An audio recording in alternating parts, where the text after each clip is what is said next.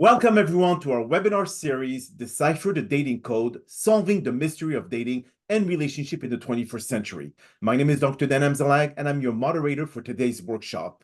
So here's a quick bit about myself. I'm a cognitive behavior psychotherapist and marriage and relationship coach, passionate about helping people build healthy and lasting relationships. Now, these workshop series explore the many challenges of modern dating, from online interaction and communication struggles to emotional availability and genuine connection. Our goal here is to help you navigate today's complex dating scene with clarity, confidence, and purpose. Joining me today at this workshop is our expert panelist, Dr. Melanie Rekindle, licensed psychologist and certified sex therapist who brings deep insight and practical knowledge in the field of dating, relationship challenges, and so much more. So before we begin today's workshop, I'll invite our guest panelist to briefly introduce herself, as no one else can do a better job. Melanie, the floor is yours. Hi, and I'm Dr. Melanie Ricaurte. I'm a licensed psychologist and a certified sex therapist and sex therapy supervisor, and I am the clinical director at Harmony Holistic, which is a group practice in both Bethesda, Maryland and Rockville, Maryland, where we treat a wide range of clients on anything that impacts both their emotional and physical intimacy. Beautiful. Well, Melanie, it's a pleasure to have you today. And so before we jump directly to today's topic, I would like to be able to start with a real life scenario taken from some of my existing clients dealing with the topics that we'll cover today. So today, this is Carolyn's journey. Carolyn came to me feeling exhausted from dating. Now, every new relationship began with excitement, but always ended the same way, which is confusion, distance, and disappointment. So as we talked further, it became clear that she was dating without clarity, still carrying unresolved emotional baggage from past relationships that quietly followed her into every new bond that she created. So we paused and explored the deeper question. Was she truly ready for a relationship, or hoping one would heal what still hurts? So with honesty and compassion, Carolyn began assessing her emotional readiness, her trust wound, her fears, and the moment she settled just to avoid being alone in her day-to-day life. So together we defined clarity, what she valued, what she felt safe, and what she would no longer compromise. So when she returned to dating, she did so with intention. She communicated her needs, honored her boundaries, and walked away with something that didn't align. So Carolyn didn't just change how she dated, she also learned that healthy loves begin with healing first, knowing what you want in life, and having the courage to stand by it. So this is a journey as a reminder for all of us. So this is when now, Melanie, you come in and you tell us a little bit more about how can people start dating with a clear perspective, which means when do we know that we are healed, completely healed from past traumatic relationship to feel ready for a new one? Honestly, I don't think we're ever completely healed. I do think we very much heal in relationships while also doing some work prior to entering into relationships can be really helpful, especially if we're going in circles around the same dating patterns. So especially healing childhood wounds, right? Our inner child can go a really long way in terms of helping us break dating patterns that have kept us trapped in those same cycles.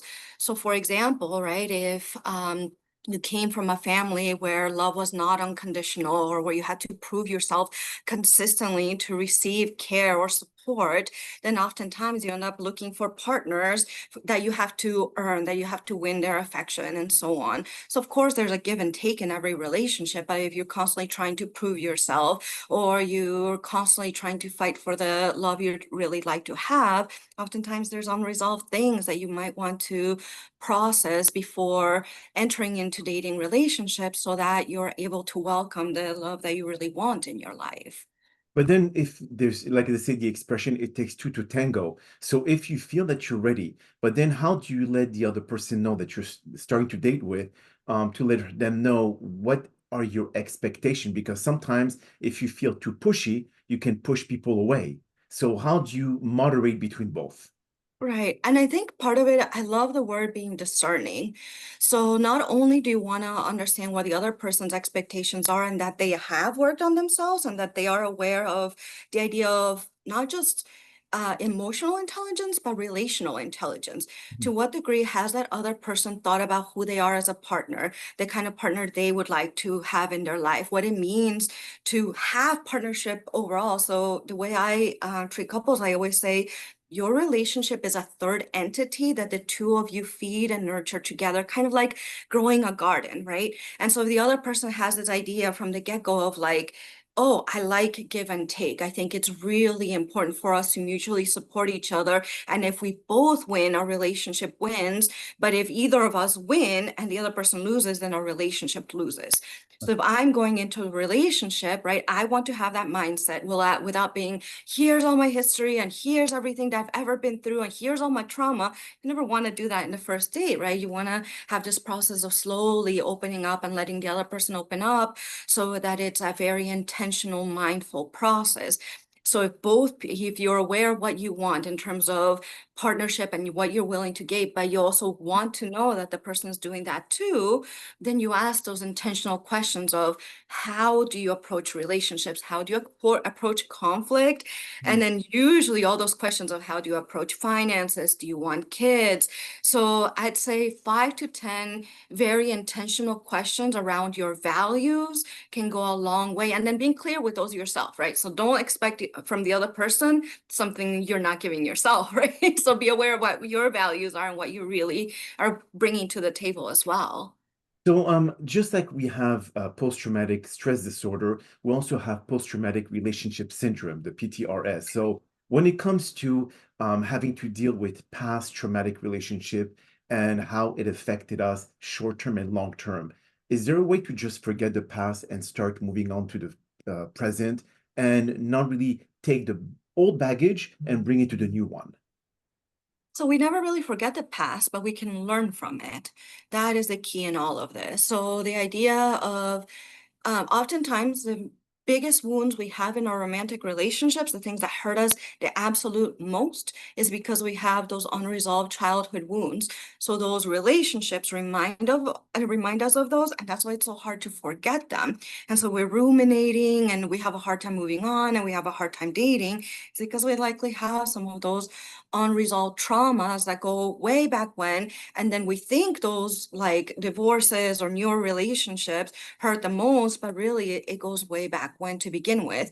And so if we start at the back, right, and slowly work our way forward, some of the newer pain that we've experienced in those relationships starts to dissipate as well, because we start making all of those connections of, oh, now I get why I was in all those awful relationships. Now I can release that pain because I've also healed my inner child as part of that process too.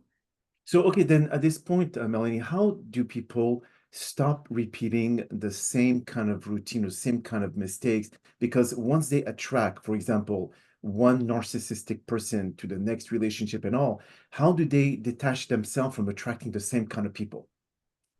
Slowing down is key. And this is kind of funny, and I know it's maybe not the best approach sometimes, but I often say if you feel immediate attraction for someone, run. Okay. And it might be a little mean and short generalization, but the reality is slowing down is key. And then journaling, right? I say, pay attention to what were those red flags and those narcissistic people that you dated at the very beginning and make a list of them. Was there love bombing? Were they constantly giving you compliments and saying you're amazing if they only knew you for a month? Right. So if after knowing someone a month, they're idealizing you, they don't know you. It's impossible to know anyone in a month. Impossible. We are each a universe. So if somebody is acting like you're the most amazing person in the universe, within 3 months, they're probably going to start devaluing you. That's what narcissists tend to do. They make you feel amazing and then they drop you. So that's a thing to watch out for. Somebody that's more securely attached and grounded is going to do the opposite. Of course, they're going to be kind and give you compliments and show regular investment, but they're not going to flood you with compliments. So write down the red flags, be aware. And so that way, when you're dating, you're doing so slowly and paying attention to what they're saying early on, and pay attention to that yourself too. Because sometimes if you're really excited, you might be giving too much of yourself. So it's almost like give of yourself, but also take your time as you do that. So that way neither person is overly excited excitement is wonderful, but doing it over the top doesn't give room for people to genuinely, authentically be themselves and know each other. Well, that's actually a beautiful answer.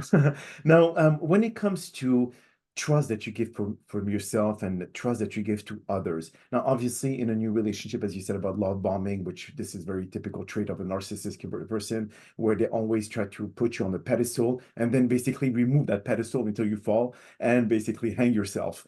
Now, the question is that how much of all that, when is there a specific time frame, Melanie, where you said that after 3 months, you know that something is gonna go off after, which is like this constant effort that they have to put in that will make us feel that this is really a genuine connection versus love bombing, because sometimes we don't know either one.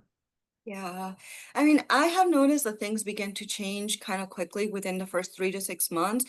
But my biggest suggestion is honestly, don't make life-changing decisions unless you've dated someone about 2 years. Okay. Because the brain and hormones and so on, at first put on rose-colored glasses. It's very natural. It's a natural human mechanism. So because as I said, everyone is a universe and most people put their best foot forward at first. Give it about 2 years before deciding, okay, now we're gonna move in, now we're gonna get married. And I think many of us have like from that excitement made that mistake and said, oh my gosh, I'm so in love. It's the first few months. Let me change my whole life because our hormones are driving us that way. But if we want to be intentional and break patterns, let's say about 2 years. 2 years. So this is basically the standard that should be applied for most relationship in terms of before you make any drastic decision, give yourself that amount of time to be able to make sure that this is going to be rock solid. Yeah, yeah. Okay. Now, when it comes to especially because when we talk about narcissistic individual, obviously many people kind of like think about the men being narcissistic, but now we see more and more women having that role, and it is just a recent like a research that said that 81% of the women actually initiate either the divorce or the end of a relationship. So why that new trend, Melanie? I mean, why do you think that women feel more confident to end a relationship versus the one putting so much effort to keeping the relationship? Well, a lot of what has changed, honestly, in the past, I guess, 50 or so years, maybe like give it or take 10 years, is that because now women can be self-sustaining, right? And have their own money and job and so on. Well, not a lot has changed societally in terms of the gender roles where men are giving as much emotionally and in terms of raising children as women are. So oftentimes women are working a job, right? And providing financially while also still doing most of the labor at home.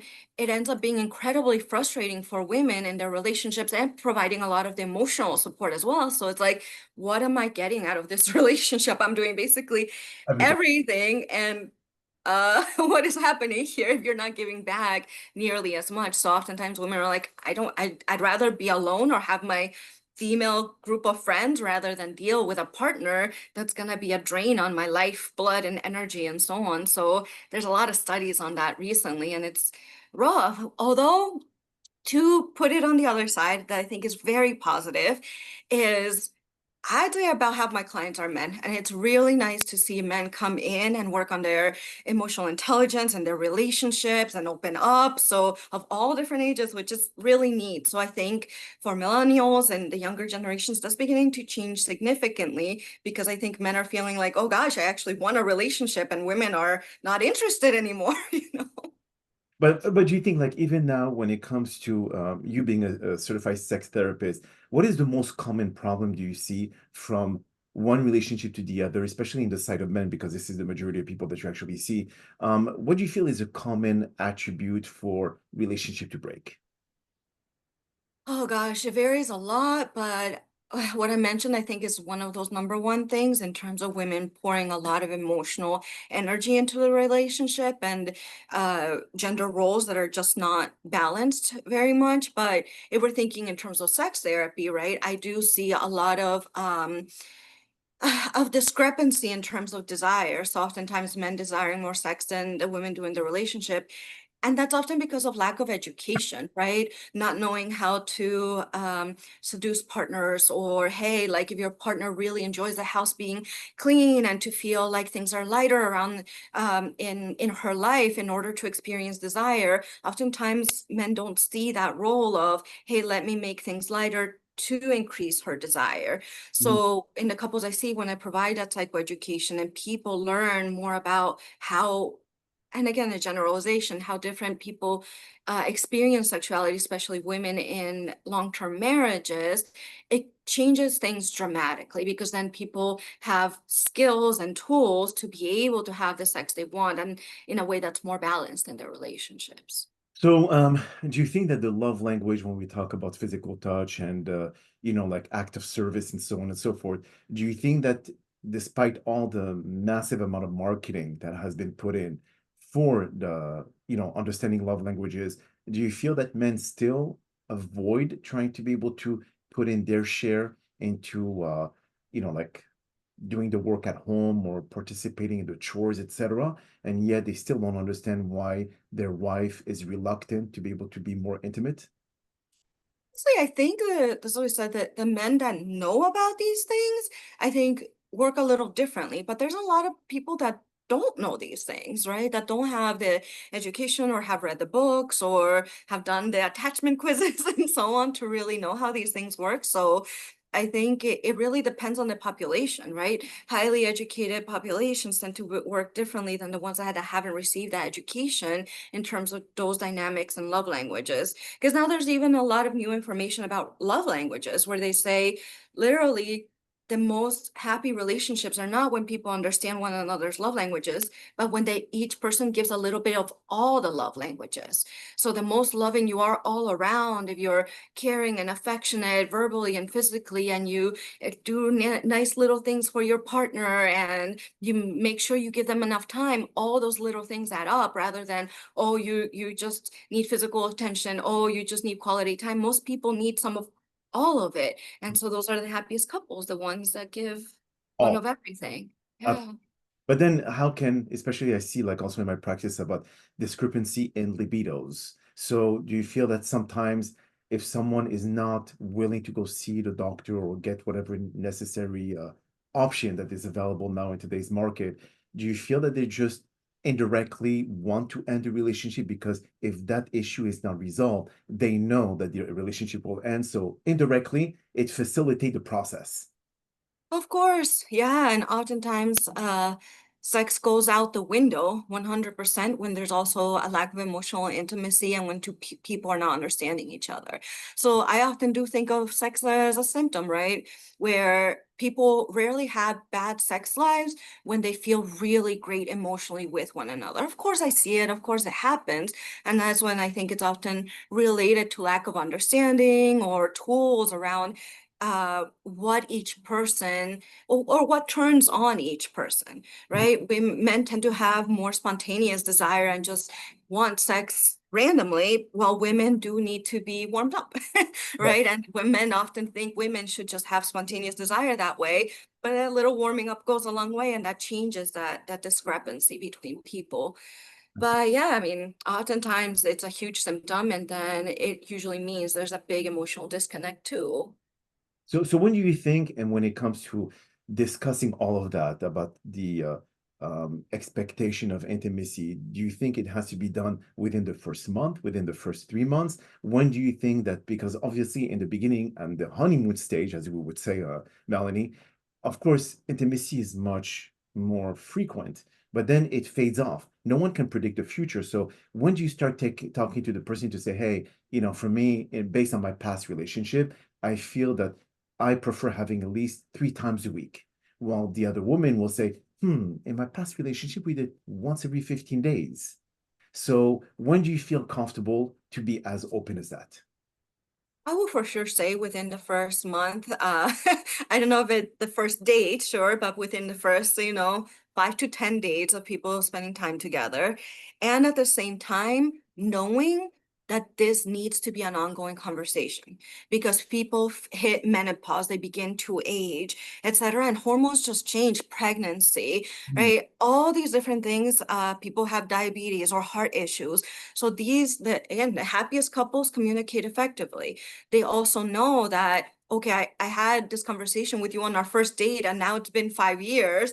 How's our sex life so differently? Yeah. It's like, well, because what happened in the past 5 years, our whole life changed completely in the past 5 years. So you can't expect what my answer was like on our first date to be, what's happening 5, 10 years later. So giving room for grace and these ongoing conversations and knowing each person will change, right? And then giving some grace for the changes the other person will go through. Absolutely. Now, you mentioned something about emotional intelligence, and I know a lot of people, I mean, this is really a common term that we read online everywhere. Is there a simplified way for you to be able to explain to our listeners about what does emotional intelligence means when it comes to relationship? Does it mean to show more empathy? Does it mean to show more care? What exactly is the key attribute of emotional intelligence? So I want to talk about the two things, right? So both emotional intelligence and relational intelligence. So emotional intelligence connects with relational intelligence. Emotional intelligence is being aware of how you're feeling in a specific moment, your triggers, right? The things that set you off, and managing those reactions without throwing them on the other person for them to deal with, or for them to be a punching bag, right? For them to just deal with whatever comes. You have the emotional understanding, but then also resources to connect with your emotions and manage them without them exploding all over your environment. And that goes with relational intelligence. The second layer is you have a sense of how your emotions may impact your relationships, how your reactions and how you connect with other people will impact that relationship and improve it or make it worse. Okay, so then one triggers the other. So if you have the right emotional intelligence, or relational intelligence will follow, or one can be independent from each other. Honestly, I think that can be independent. I think the relational intelligence is an additional layer. So the emotional intelligence is very much who am I within myself and how do I regulate? Well, relational intelligence is I'm also aware of you, right? And our relationship, and I'm really aware of all the things that make our relationship good or bad. So Okay. it is an additional layer, a deepening that's really useful if you want a long-term relationship. So talking about before we conclude this workshop. So when it comes to what we discussed earlier about the unresolved baggage that people carry from one relationship to the other, and if they're emotionally ready to jump into something new, especially after dealing with so many traumatic past events, is there like a way for people to just kind of like take some break from relationships, understanding who they are by themselves and in a relationship before they jump into, because we have serial daters. We have those who they're afraid of being alone with themselves. So they jump from one to the other, thinking that they have to fill that void. So what is and I know it's hard to be able to dictate what would work from one versus the other, but is there like kind of rule of thumb that maybe 6 months is okay to wait before you jump to a new one?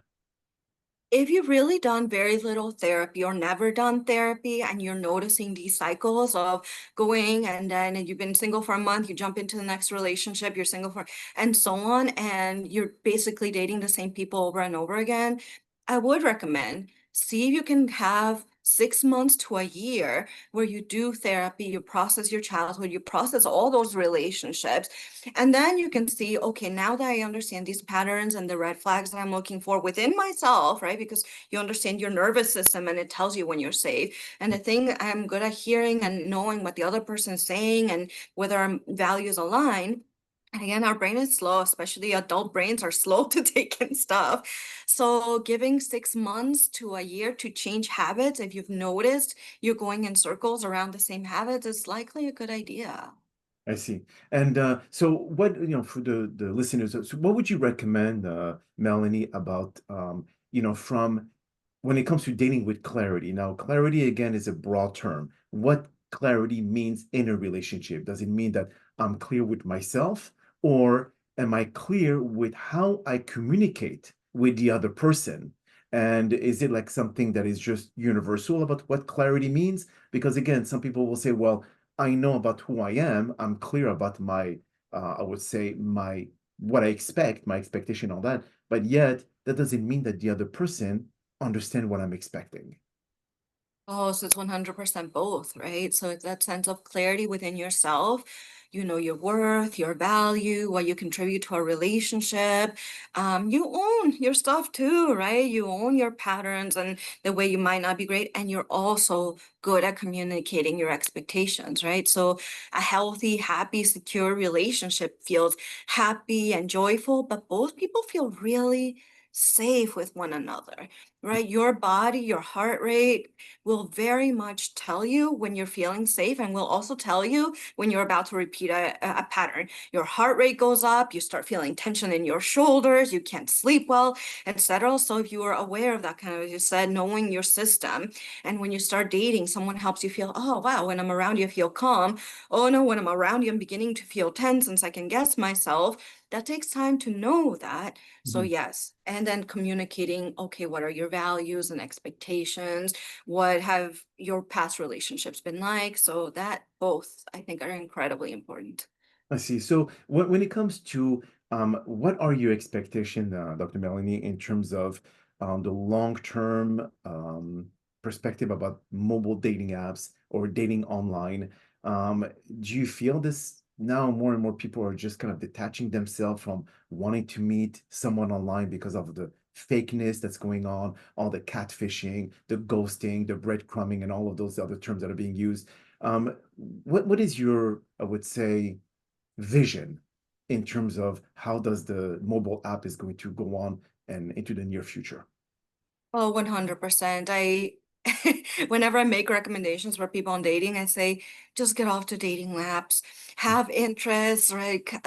Go running, go painting, right? Like learn, take a dancing class, find a way to meet people, and not out in clubs or bars either, because that will be a rough place to meet people. Go to a dog park, right? If you have a dog, and meet people that way, because the dating apps, it's kind of like people shopping, right? And everybody, again, puts their profile forward, like very specific things about themselves, but you really won't know them very well, again, unless you've been with them like 2 years. Mhm. So the best way to really connect with someone in a deep, profound way is meet them in person. And if you're going to use the apps, try to meet people within a couple days of chatting with one another to see how you actually connect with a person and ask them genuine questions. So don't waste your time talking to someone for a whole month, because each person's expectations will be up here and then they'll drop. So if Yeah. you're gonna use the dating apps, fine, but please go out into the world and, and meet people that way. So basically going back to basics to how it was before, because it seems like history tend to repeat itself somehow, that in the past where our parents or our grandparents, the way they met, etc. And then when the technological world came in, it simplified the way that we date or the way that we meet, but it made it more complex. So it's kind of like a paradox, even though we simplified the how we meet people, but then it made it so much more difficult because people are just swiping left and right and they just don't know what quality connection is all about. And now there's neat because there's actually some apps that are not dating apps, but they're activity apps where they connect you with random people to go to a museum or a comedy club and so on. So it's neat that people are wanting to meet people in person. They're wanting to do activities. So I'm noticing this huge popularity now of like a bunch of different apps that are coming up in the city that are not officially dating apps, but you meet people in person doing activities. And I see like people are liking those rather than just swiping constantly. Definitely. So before we conclude, Melanie, if you could let the listeners know if anyone needs to be able to get in contact with you in terms of how to reach out for advice or services or even therapy, how can they do that? So they can easily find me through My Psychology Today. I'm on there, or emailing us directly to We Are Harmony Holistic at sorry, we are harmonyholistic.com. Beautiful. So we are now about to end this workshop. And again, I know it is a very short one, but we will offer more extensive seminar with question and answer format from all attendees coming up soon. Now, we hope that you've all enjoyed today's event and looking forward to seeing you at the other workshop we have planned all through 2026 with new expert panelists covering various exciting topics related to dating and relationship. So wishing you all a happy holiday and a happy new year. Stay safe, everyone.